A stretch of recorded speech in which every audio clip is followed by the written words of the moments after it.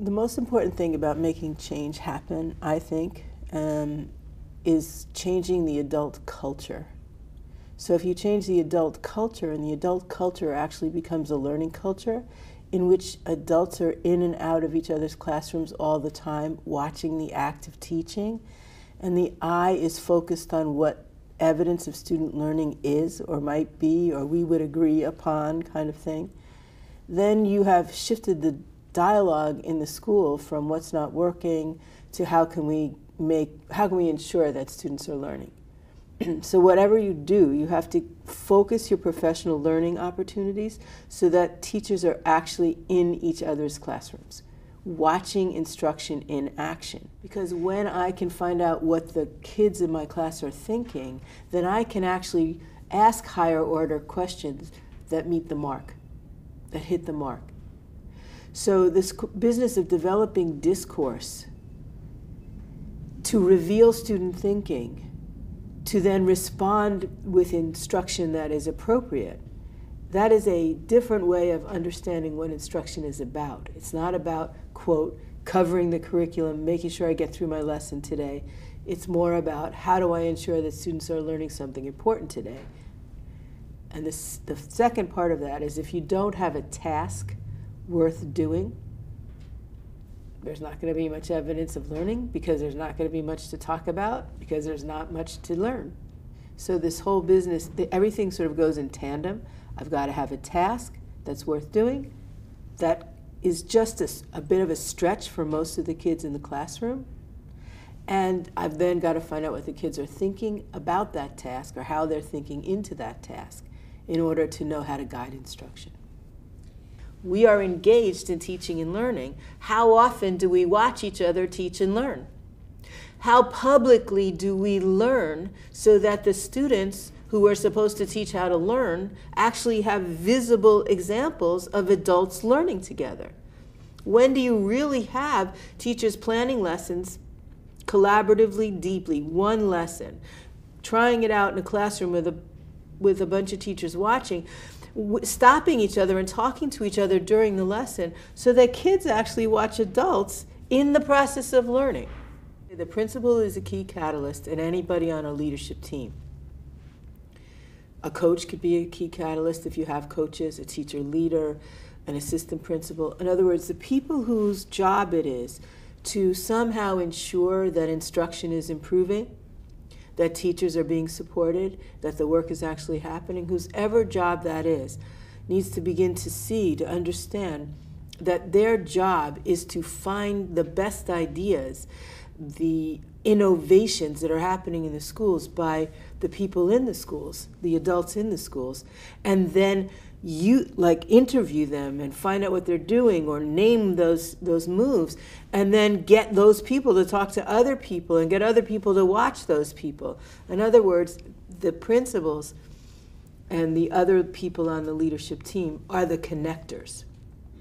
They go and connect the links so you actually spread the work. The hardest thing in the system is spreading great stuff that's happening over here across your network, across your school.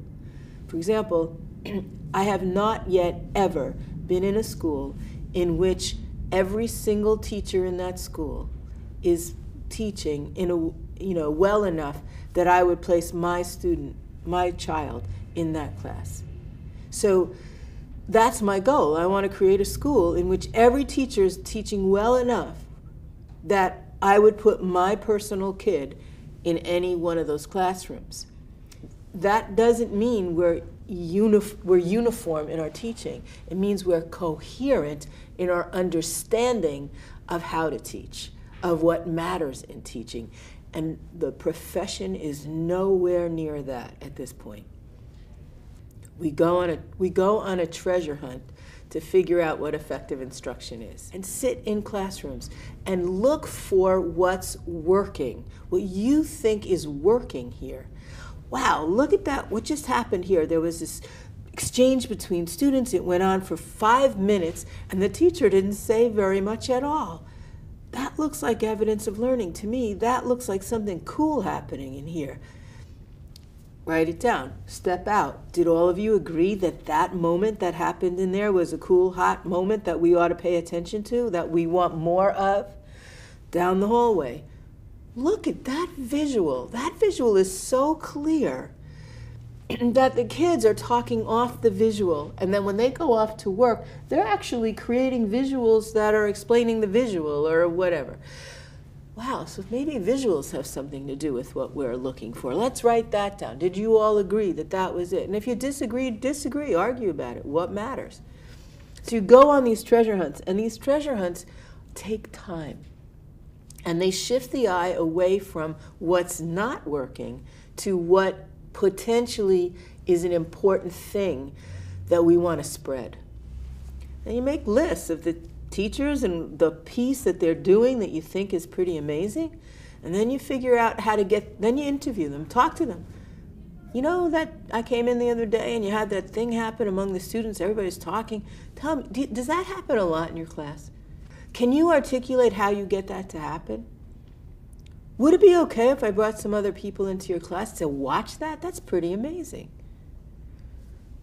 Now I start bringing in people. Or now I start getting you to learn to articulate. Or I get you a coach who helps you learn to articulate what you're doing, refine it, and be able to then teach it to others. That's the process.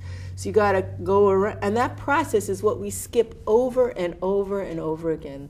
When you say, I want to have discourse in the classroom, that's great. What does it look like, feel like, and sound like? What are the moves the teacher makes? What are the moves the students make? What are the clear expectations? Where do you start when you don't know how to do it? How do you keep getting better when you get those first 3 moves down? That's the level of specificity that needs to be in the work. But it can't be there unless we're clear about what the work is.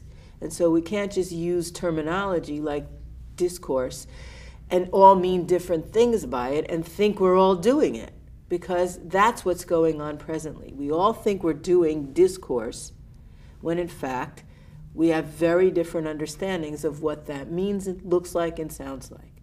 So we need to get a coherent vision, images. Videotapes are another way. Show videotapes of actual classroom lessons. And don't do it from your school to start with. Do it from anywhere. Published videos are fine. Don't show them because this is what I want you to do. But show a video and say, is there anything worth learning from here? Is there anything going on in this teacher's classroom that you are kind of impressed with, that you think might be evidence of powerful instruction and learning? Let's name it. Anybody have an idea how we could bring this into our classrooms? Let's have a conversation about it. Let's go watch somebody try to bring it in. I mean, all those, that's a scientific process, improving our profession. Go find a classroom that's getting results, and then go sit in that classroom for 2 or 3 days and see if you could figure out the essence of what that teacher is doing. The essence, not the superficial. So almost every time a best practice gets named, first of all, best for who? Best where, under what circumstances. It becomes a best practice that now everybody's supposed to do, right? But what gets transferred is the superficiality of that best practice. I think I would start with videos. Generally I do, actually, when I'm working with people. And usually the first time, or the first couple of times we watch a video clip, I just ask people what they notice. And what we start to realize is how judgmental and biased we are when we look at something. It's impossible not to be. We're human beings. We've got all kinds of experiences that take us into this place, right? So we're looking at a video and somebody loves that thing that the teacher did, and somebody hates the same exact thing. And somebody thinks the teacher's, launching question was perfect, and somebody else thinks it completely missed the mark. And somebody says the kids are all engaged, but has very little evidence, nodding heads, or they're looking at the teacher as evidence. Another person says, I'm not sure they were engaged. Only 3 people spoke in the 5 minutes of clip. And on you go, hearing all the variations of what people are looking for. So the first thing to do is get all those differences out on the table. They're wonderful differences. They're not a problem. They're part of the solution. So then you say, okay, we got all these different ways of look. Let's go back and look again. But when we look, let's try and look through a lens that we think matters. So we pick a lens. Either can we get any evidence that students learned anything? I'm less interested in what my favorite instructional strategy, whether that was used or not. We're not going to worry about our favorite instructional strategies. We're going to look for evidence of student learning. What does that look like? Well, nodding heads, I don't count that as evidence. Lucy West, I could nod my head because I'm thinking about something else and I'm just wanting you to think I'm listening to you, right? So I'm doing that. Whereas if you say something verbally, I can sometimes figure out whether you are understanding or not. So evidence of learning might come verbally. I could ask you to stop and jot your idea down. So we're talking about the meaning of the distributive property, and I say, all right, everybody now write down what you think it means and put an example. And I could walk around and see if you got it. There's evidence in the moment, real time, of whatever it is. So if we show the video clip, the same video clip again, through a different lens, and then we can show it again through another lens, teaching moves, another lens, the environment of the classroom, another lens, the way kids are interacting. Any lens you want to look at, but the point is you got to find the lens that is worth cultivating. And when you find that lens, that becomes the lens that everybody's going to look through for a while. And the while might take a while. For example, in District 2, where I was a director of mathematics many years ago, the lens we were looking at in math classes was accountable talk. Were the kids having discourse that was related to respect of the community, the reasoning that takes place in that particular academic area, and the use of argumentation or discussion that is used in mathematics. We spent 2.5 years studying that. It's not a short-term thing. This level of change, this level of transition from an isolated model of teaching and learning where people are separate and doing their own thing to a collaborative, coherent model where we agree on something that is worth working on for 2 to 3 years, that's the shift. And it happens over time, and it starts in pockets. It doesn't happen, everybody's doing it all at once. Some people get on board, they start to have success, you figure out how to spread that, they get a couple more people on board, there's pressure from the administration to get on board, but there's also space in how you get on board. But eventually, within a year or two, everybody's now looking at the same thing and working toward making that, refining that part of the practice.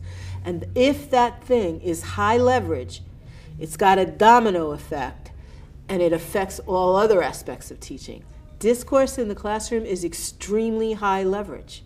It affects all aspects of teaching. It changes practice when you focus there.